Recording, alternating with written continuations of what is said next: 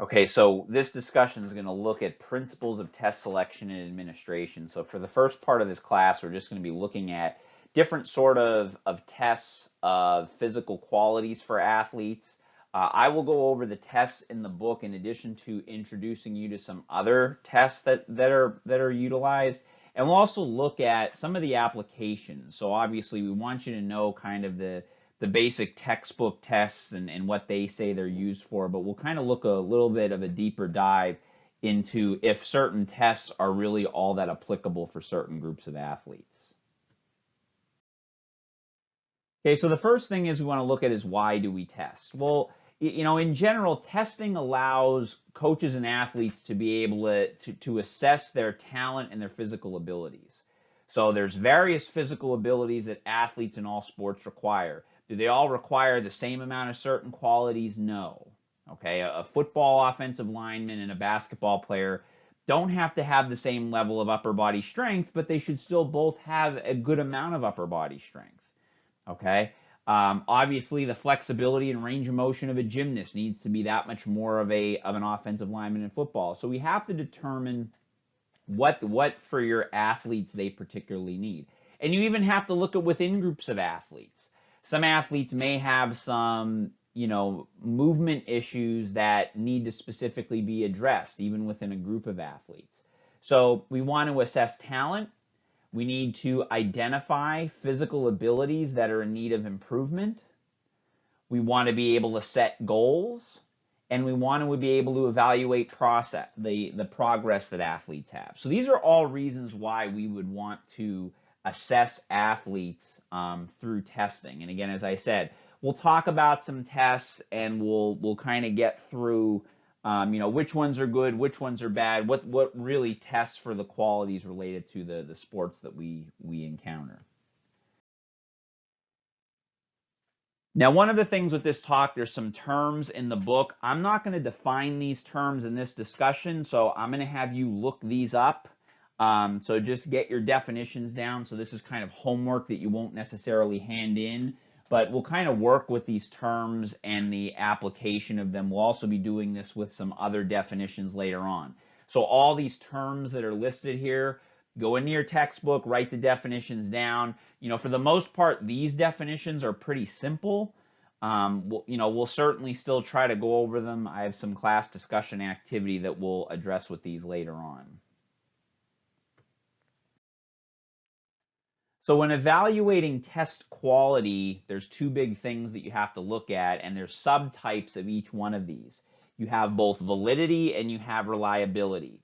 So with validity is the degree to which a test or test item measures what it is supposed to measure. So if a test is supposed to measure for something, it's valid for it. So again, that's something we determine through research. Does a test really test for a said quality? So in other words, a 1 mile run would not be a valid test of upper body strength. It doesn't test for that. Okay, it tests aerobic abilities. An upper body, a 1 repetition max bench press would be a valid test for upper body strength. Okay, that's validity. Reliability is the measure of the degree of consistency or repeatability of a test, meaning that you can repeat the test and you'll get similar results when doing it, okay? So that's whether you're doing a test multiple times on one athlete or group of athletes, or if multiple people are conducting tests. So if a test is reliable, the results should be the same. If me and another person are both testing people, the test results should equate to what they come out to be with those individual athletes between me and the other individual testing, or should at least be close, okay? So validity looks at, does it truly test for what we say it tests for? Reliability looks at the consistency or the repeatability of the actual test. Now, what I'm going to show you on the next two slides are subtypes or issues related to each one of these. Again, I just want you to go into your textbook, look at the definitions, write them down, know them, and we'll work with them in class later on. So here are the different types of validity. So these are all different types of validity related to testing measures, okay? So you have construct validity, face validity, content validity, criterion reference validity, concurrent validity, predictive validity, and discriminant validity. So get those definitions from your textbook. Again, as I said, we'll try to throw together a class activity to kind of go over these, but for the most part, the definitions are rather simple. Same thing here with reliability. So you have 3 items related to reliability: intra-subject variability, inter-rater reliability, intra-rater variability. So those are the issues related to reliability. So again, go and define those, and then we'll put them, again, see for yourself too. Make sure you understand the definitions. If you don't understand the definitions, obviously you can ask ahead of time, but we'll kind of address those again later on.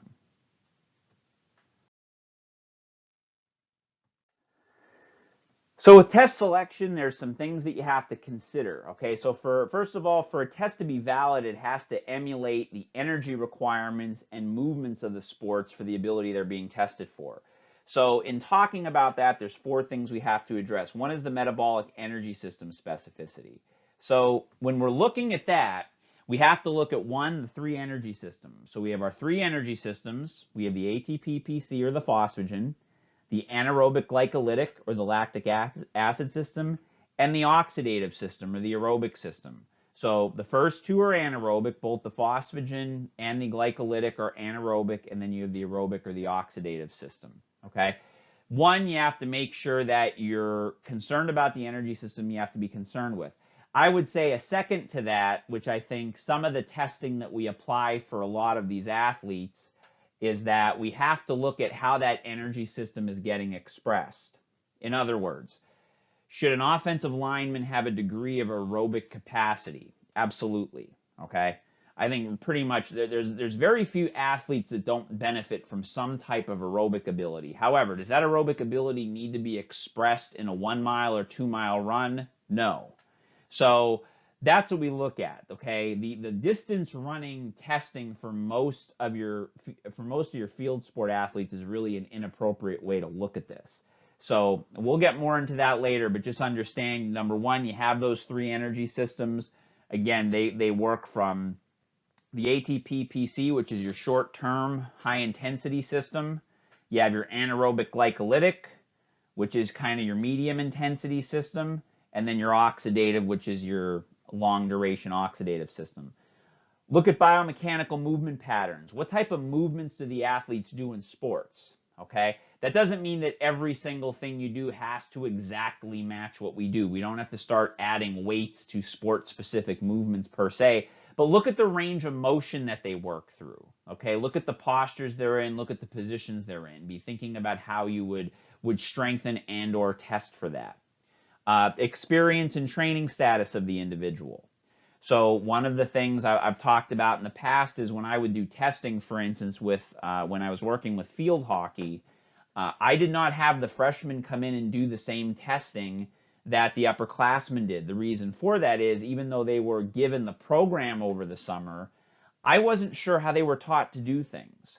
So I'm not going to have them take a 1 repetition max in the box squat if I'm not sure they even know how to squat, because maybe they didn't start lifting, maybe even though they had the program, maybe they still didn't lift weights yet. So that's something to consider.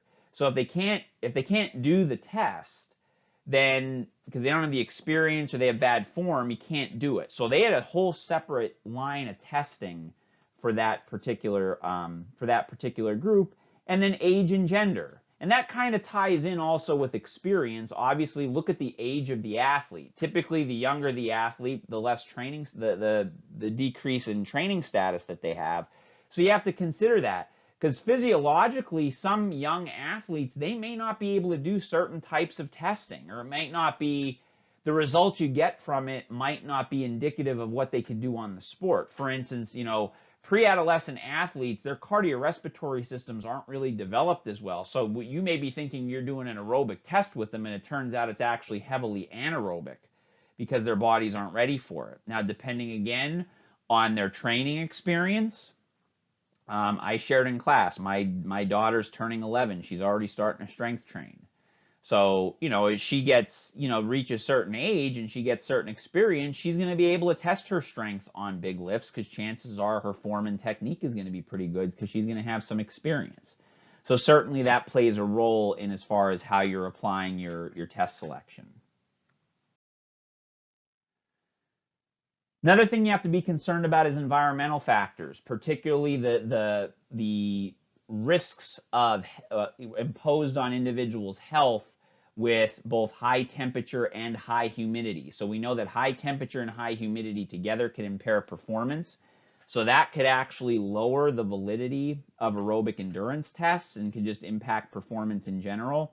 Obviously, if you can do your testing indoors, that's great, but not everyone has the luxury of being able to do that. So temperature fluctuations could also reduce the ability to compare tests over time.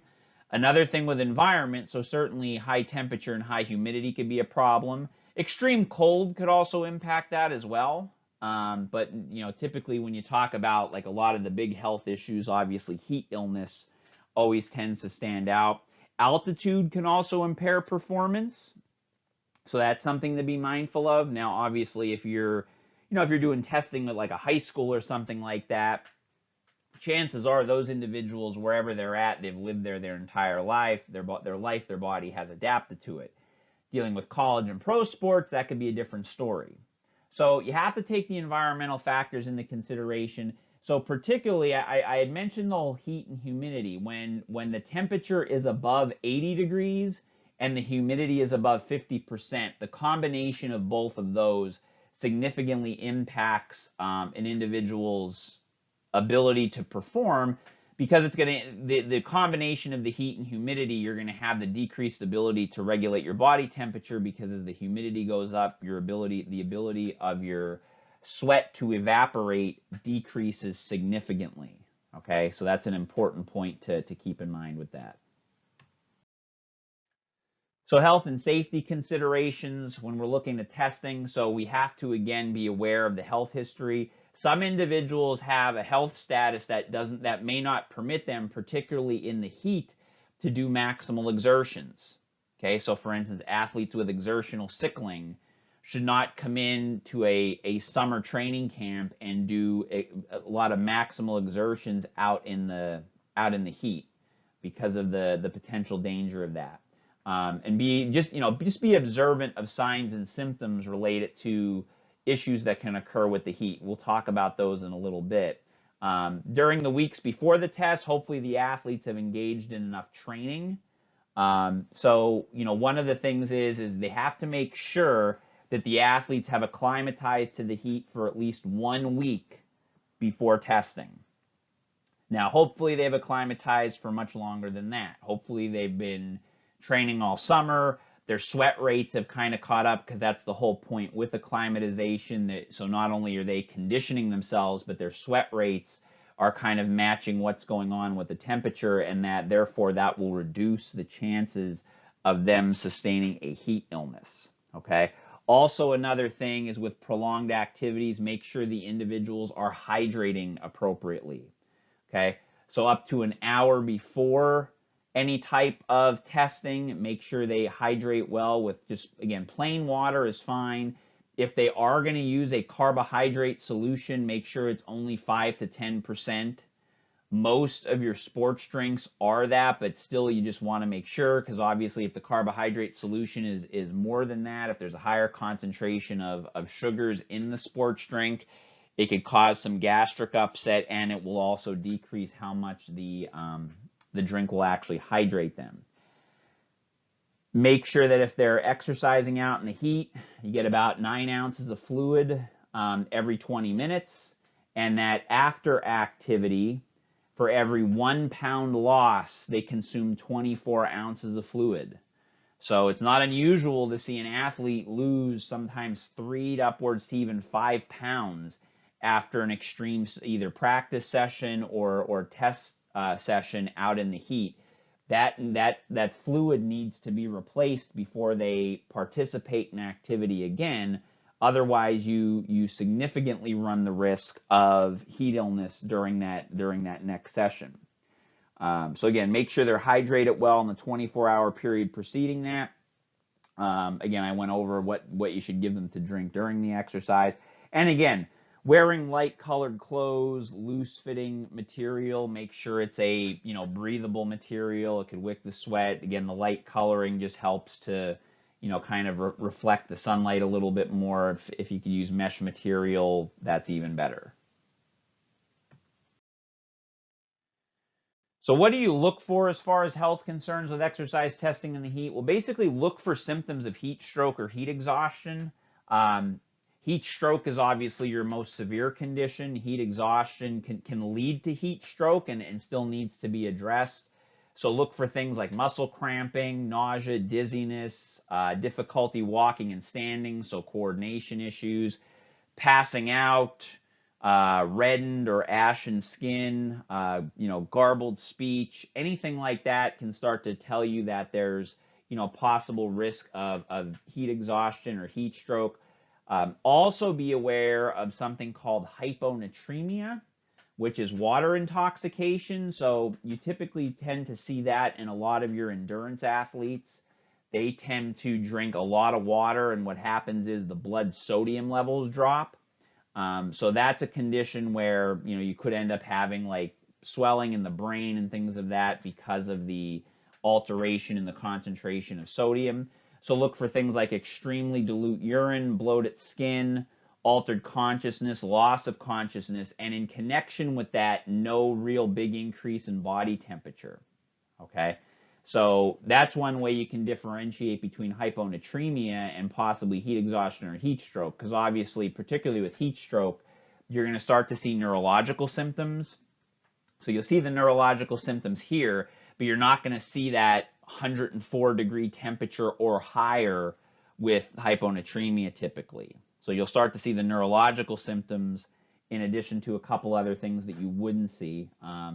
Another thing is, we discussed this in class a little bit. So with heat stroke, technically the sweat mechanism shuts down because someone had mentioned that, oh, well, they stop sweating, which isn't necessarily untrue. However, you have to be careful because if they're in the early stages of heat stroke, they might start to still have some residual sweat from when they were sweating. So the sweating mechanism definitely shuts down, but you just need to make sure that you still don't continue your assessment because they may have actually stopped producing sweat. They might just have some residual left on their skin.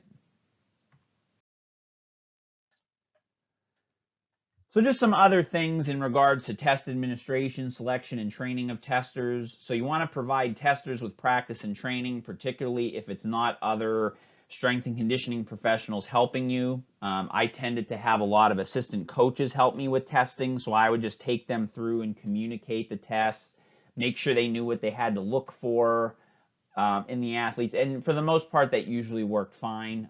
Your chances are you're not going to be at a place where you're always going to have a lot of help, so that is kind of a practical thing to look at. Look at your recording forms, prepare them ahead of time. Again, just communicate with the others that are assisting you so that they kind of know how to work the forms. It just helps to reduce recording errors, and it just increases your efficiency. Testing format. So, consider how you're going to do it. So whether all the athletes will be tested at once or in groups, again, that could be something that could just be based upon staffing. So there's nothing wrong with doing either one, but it's just a consideration you have to do. Make sure the same tester administers a given test if possible. Again, for efficiency's sake, that might not be the case. And if that's the case, then it's just your responsibility to communicate with others to make the testing more efficient. Each tester should administer one test at a time. That would be an obvious thing that you would want to do. So, if for efficiency's sake or for time's sake, you have to get help from others, particularly on the coaching staff, that may just have to be something you do. Take them through a training session, show them what they need to do. If there's a test that requires a little bit more experience, kind of more of a watchful eye over, those could be the tests that maybe you directly administer. You can maybe give the coaches a test where maybe all they have to do is just record a time or something like that. That there could be less room for error when you're dealing with that.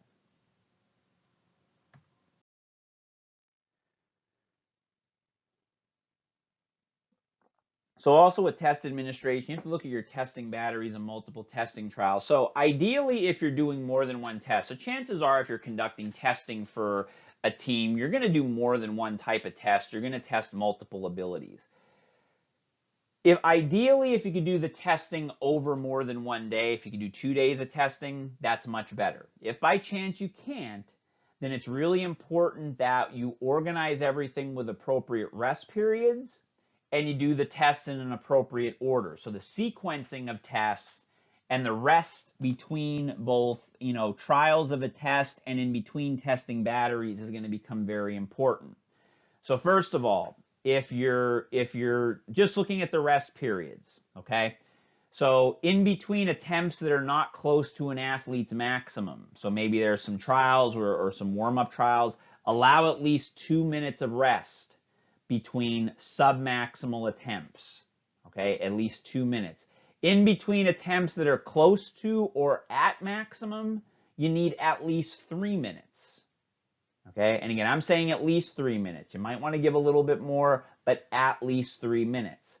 Then between test batteries, so in other words, different tests, you want at least 5 minutes of rest. So you want at least 2 minutes of rest between submaximal attempts, at least 3 minutes between maximal attempts, at least 5 minutes between test batteries. Okay? Then as far as your sequence, so let's say you're putting a bunch of tests in one day because you can't organize it in any other fashion. Okay.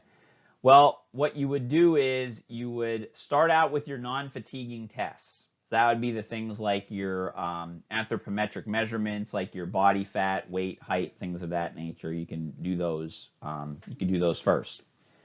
Then next would be your agility tests. Then would be your maximum power and strength tests. They would come third. Sprint tests for straight ahead speed. Now for speed purposes, we're not looking at conditioning tests. We're looking at speed. Would come fourth. Local muscular endurance tests would be fifth. Any fatiguing anaerobic capacity tests would come after your muscle endurance test, and then last would be your aerobic capacity tests. So when you look at that sequence, what you're essentially seeing is, yes, over the course of an entire day, if you're doing all of this in one day, there is going to be some level of fatigue by the time you get to the end. However, what you're looking at is which tests are going to affect another test more. So in other words, say you did all your fatiguing anaerobic capacity tests first, that would significantly impact your power and strength test. So say you went out and you did a 300-yard shuttle, and then you had to come in and do your, max, you had to do lower body 1 repetition max strength testing. Well, that anaerobic testing is going to impact that squat much more than the squat would impact the fatiguing anaerobic test. So that's why that order is in that fashion. Now, if you're not going to test for all that, what I would say is just take out whatever you're not testing for and just keep that same order in place when you're doing this. And again, if you're doing it over multiple days, that also gives you some other flexibility as well.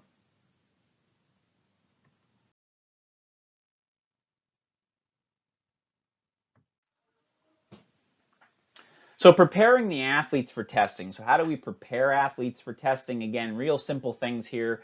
For the most part, make sure they know the date and time and the purpose of the test in addition to what they're getting tested on. So they kind of know. So they kind of know and they're prepared ahead of time to do this. You may even host a pre-test practice session. If you can do that, that could be something that also gives you a little bit more flexibility with new people. So because you can see maybe they could handle getting tested in something even though you're not sure of their experience.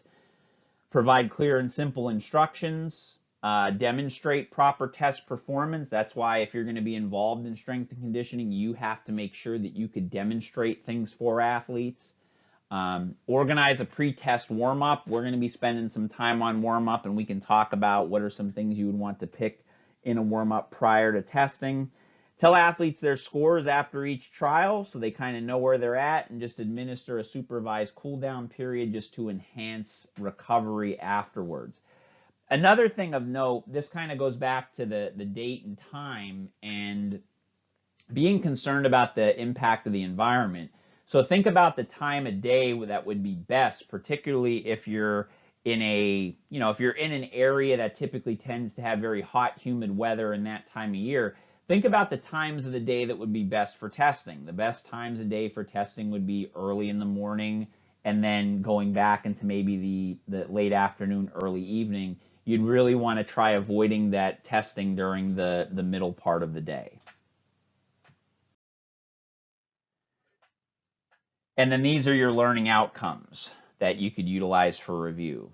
So that kind of covers all of our basic test selection. So we will then, next start to get into the different types of tests and kind of how we administer those tests.